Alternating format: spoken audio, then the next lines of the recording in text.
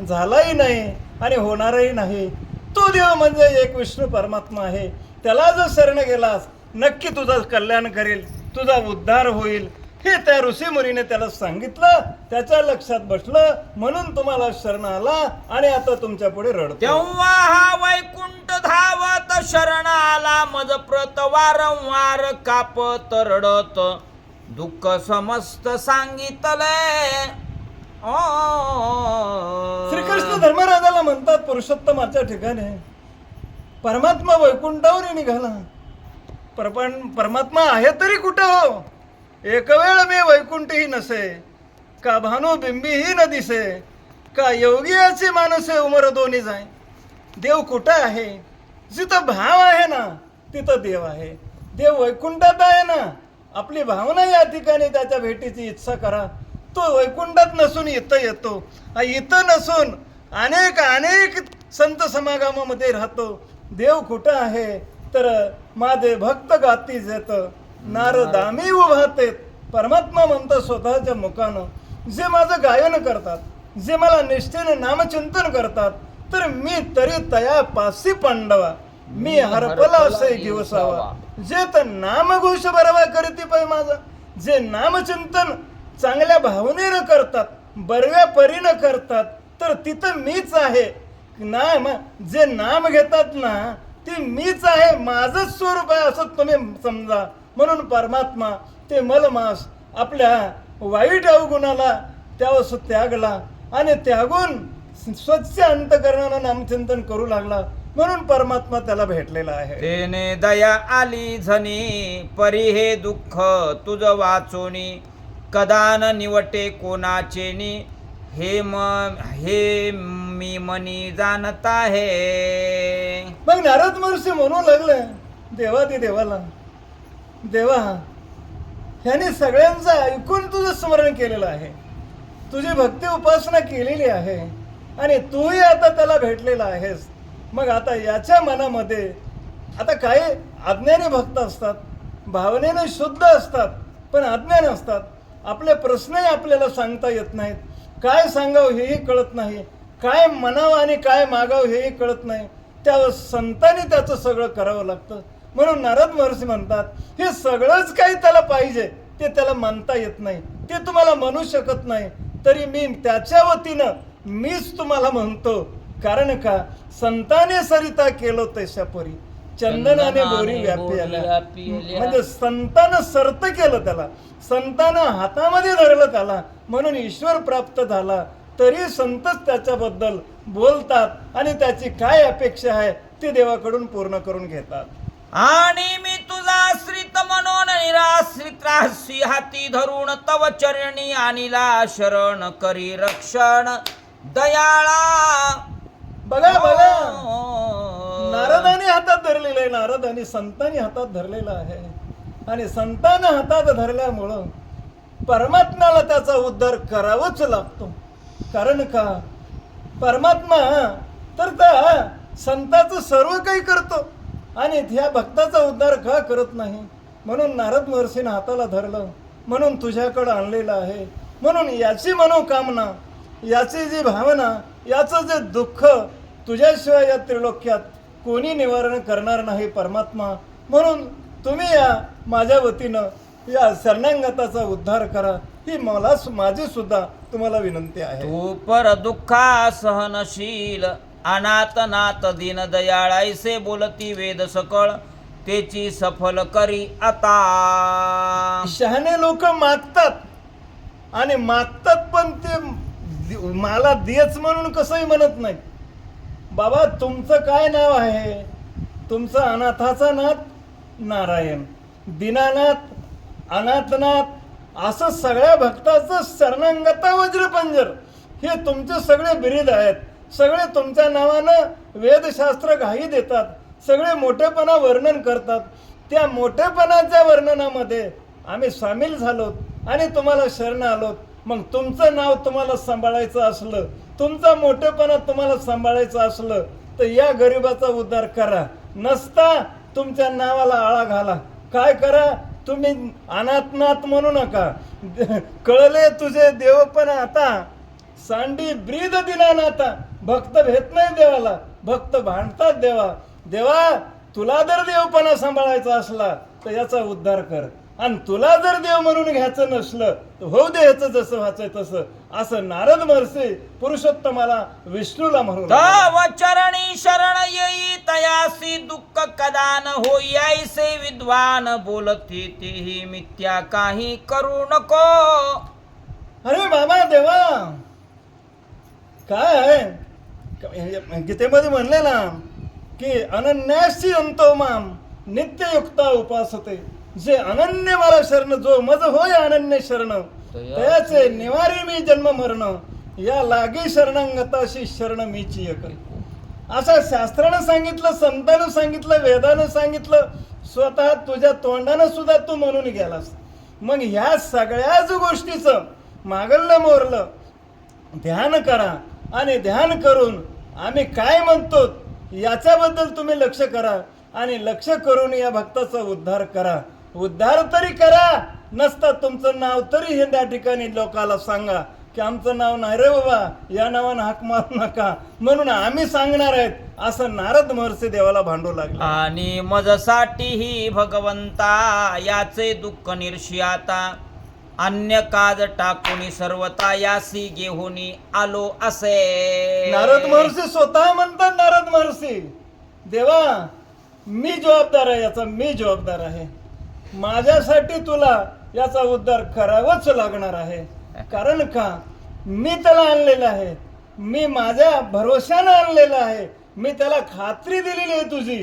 तुझ्या नावाचा मोठेपणा सांगितला, तुझ्या कर्तव्याचा मोठेपणा सांगितला, तुला शरणच आहे म्हणून सांगितलं, आणि एवढं त्यानं माझं ऐकिलं. त्या मागल्यानं एवढं ऐकिलं, आणि पुढचा जर खरं ऐकत नाही तर आमचं तरी काय किंमत आहे. आणि मग आमची किंमत राहिना गेल्यावर तुझ्या पुढच्या देवाची तरी काय किंमत आम्ही ठेवणार आहोत. असं नारद महर्षी विष्णूला म्हणतात. माझे येणे सफळ कर ह्या दिनाशी रक्षी सत्वर. समर्था प्रत वारंवार प्रार्थना फार करू नये. नारद महर्षी म्हणू लागले, देवा जास्त सज्ञानास जास्त लिहिणे नको. तुम्ही शहाणे आहात, तुम्हाला जास्त सांगायची गरज नाही, आणि आम्ही बी तुम्हाला जास्त काही पाना लावीत बसत नाहीत. कारण का तुम्ही याचा उद्धार याच्यासाठी तर करा, पण तुमच्या नावासाठी करा. मग याला सगळे लोक निंदा करायला हे तुमच्या आडवं पडलं, मग तुम्ही याचं रक्षण करा. आणि रक्षण होत नसलं तर राजीनामा द्या पदाचा. कुण्या पदाचा? विष्णू पदाचा राजीनामा द्या, मी आता याला एकीचं नाही म्हणून. मग असं आम्ही तुम्हाला याच्या पुढे म्हणणार बी नाहीत.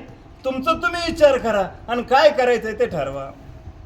माझे येणे ऐसे बोलती प्राज्ञ समस्त यास्तव आता राहतोय स्वस्थ. ऐसे प्रार्थनी रमाकांत जोडोनी स्वस्थ ठाकला. ग्रंथकर्ते सांगू लागले, श्रोते हो, प्रज्ञ लोक, प्रज्ञ म्हणजे आता आपल्या सरला म्हणत नाही का, प्राध्यापक म्हणत नाही का, प्राध्यापकाचा अर्थ आणि प्रज्ञाचा अर्थ एकच होतंय.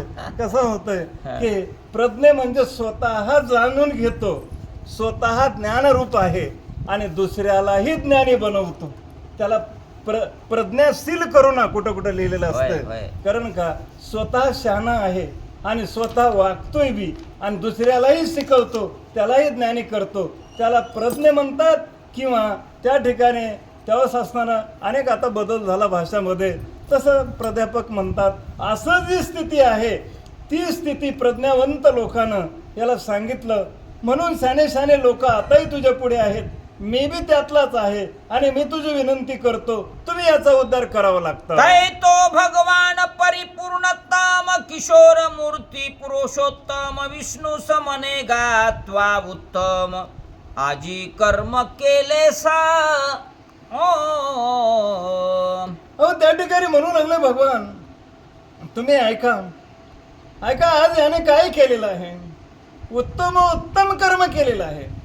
त्याचं मागलं रेकॉर्ड बघू नका, तुम्ही आताच बघा. कारण का तुमचं एकच ब्रीद आहे की नामामुळं हरिमुखे मना हरिमुखे मना पुण्याची गणना कोण करी. हे तुम्ही सांगता ना. कारण का जेवढी नामा माझी शक्ती तेवढे पाप नाही त्रिजगती, वा वा. नामापाशी चारी मुक्ती, जाण निश्चिती विद्या. श्रीकृष्णाने उद्धवाला सांगितलं भागवतामध्ये की जेवढी नामात ताकद आहे तेवढं जगात पाप नाही. हे तुम्ही स्वमुखानं बोलता आणि आता याचं पाप त्या नामानं तुमच्या का गेलं नाही? त्यानं नाम घेतलं नाही का? त्याच्याकडे निष्ठा नाही का? त्याच्याकडे भाव नाही का? मग एवढं भावनायुक्त त्या अंतकरणानं नाव घेतंय तरी त्याचा जर पापीपणा जात नाही तर तुमच्या नामाहून पाप जड आहे का पापापेक्षा नाम जड आहे? तुम्ही एक सांगता आणि एक बोलता, याच्यासाठी एक वागता, याच्यासाठी तुमचा वागण्याचा आणि बोलण्याचा निकाल इथंच सांगा. नारद सांगू लागलेले आहे. मलमासासी हाती धरोणी जो तू आला सिंहास्थानी, येणे तुझी सर्व त्रिभुवनी उत्तम कीर्ती होईल. म्हणू लागले नारद महर्षी, पुरुषोत्तमा याच्यात तोटा नाही, तुझाही तोटा नाही, याचाही तोटा नाही आणि माझाही तोटा नाही. तिघाचा फायदा ज्याच्यामध्ये होतं ते कार्य. तुका म्हणे लाभ होय तो व्यापार, करा काही फार शिकवावे. ज्या व्यवहारामध्ये फायदा होतोय, लाभ होतोय त्या व्यापार करायला हरकत नाही. ज्या व्यवहारात तोटा होतोय ते व्यवहार करू नये. मग आज याचा उद्धार केला तर ह्याचंही बरं होईल, तुमचंही जगात नाव होईल आणि आमचंही नाव होईल की नारदानं हाताला नेऊन याला उद्धार केला संतानं. म्हणून सगळ्याचं भलं आहे, आमचं ऐका, याचा उद्धार करा, नारद महर्षी म्हणतात. अरे तो माझा प्राणची भला, तू आज याचा स्वीकार केला, तो म्याची स्वयं स्वीकारिला, ह्यात संशय नाहीच. देव बोलू लागले. आतापर्यंत परमात्म्याने ऐकून घेतलं आणि संताला म्हणतात, अरे बाबा, या जगामध्ये मी संताला बांधलेलो आहे, मी संताला विकलेलो आहे, मी संताचा आज्ञांकित आहे, मी तुम्ही बोलाल हे मी करील. कारण का मी तुमच्या अधीन आहे, काय की मी भक्ताच्या अधीन आहे. म्हणून तुम्ही म्हणावं आणि आम्ही करू नये असं नाही नारदा, असं नाही ऋषी. तुम्ही म्हणाले मी करतो याच्यात संशय नाही, असं देवानं काय केलेलं आहे? समाधान केलेलं आहे. तरी आता ह्या मलमासास सर्वोपरी करीतो विशेष, जैसा मी साक्षात परात परपरेश, तैसाची करीतो पाहे पा. प्रत्यक्ष विष्णू परमात्मा बोलू लागले, काही अडचण नाही, मला करता येतंय, मला फक्त याचीच गरज आहे. कशाची? चाड अनन्याची धरी नारायण आणि आपुल्या समान करी रंक वा वा. किंवा करी दासा. जो अनन्य शरण लोक येतात ना त्याचा अभिमान मला आहे आणि मी त्याला माझ्यासारखं केल्याशिवाय राहत नाही. फक्त शरण येण्याची अडचण आहे, पण आला ना शरण तो माझ्यासारखा झाला. जो मजची समान कोण, जो नित्य जपे नाम तो जाणावा मजची सम.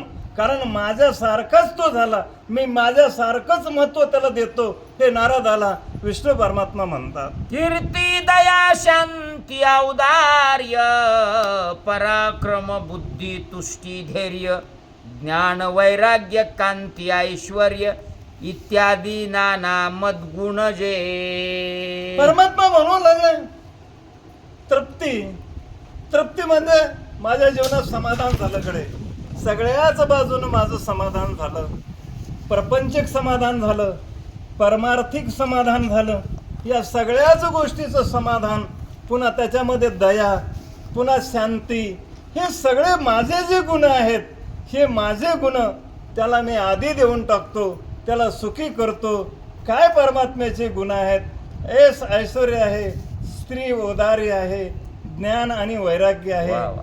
आणि हे ऐश्वर्य, स्त्री औदार्य, ज्ञान आणि वैराग्य, हे षडही गुणवर्य वस्तीज आहेत, ते मी म्हणे भगवंतो.